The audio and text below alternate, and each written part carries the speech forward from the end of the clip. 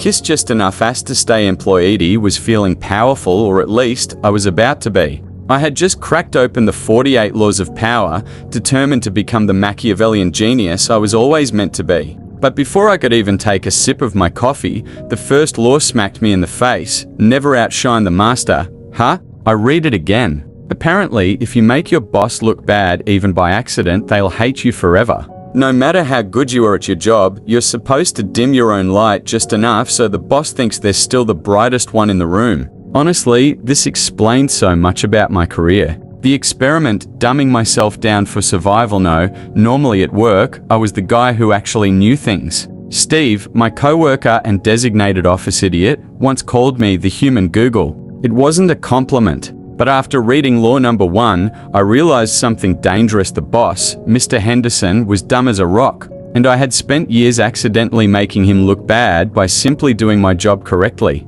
That's when I knew I had to correct course immediately. Day 1, playing dumb during a meeting, Henderson asked, "Can we integrate AI into our sales platform?" Normally, I'd explain why that made no sense. But today, new me, power me. So I blinked, furrowed my brow, and said, "Hi." Like robots, Henderson grinned, happy to explain his terrible idea to me. "Yeah, like those chatbots. We could put one on the website." I nodded very slowly. "Wow, that's next level thinking, sir." Boom. His ego inflated like a balloon at a kid's birthday party. Steve shot me a look like I'd lost my mind. But I winked because I was playing chess, and these fools were playing checkers. Day 2, the master stroke later, Henderson was struggling to set up his own PowerPoint. Normally, I'd sigh and fix it in 2 seconds, making him look like an idiot. But today, oh man, PowerPoint is so tricky, I said, shaking my head. "I swear, this program gets harder every year."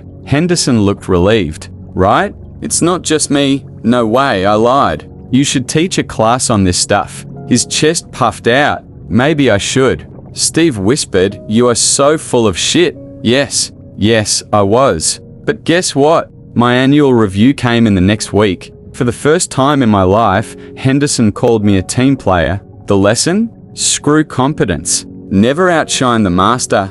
Instead, kiss just enough ass to get ahead, but never enough to lose your dignity. That, my friends, is true power.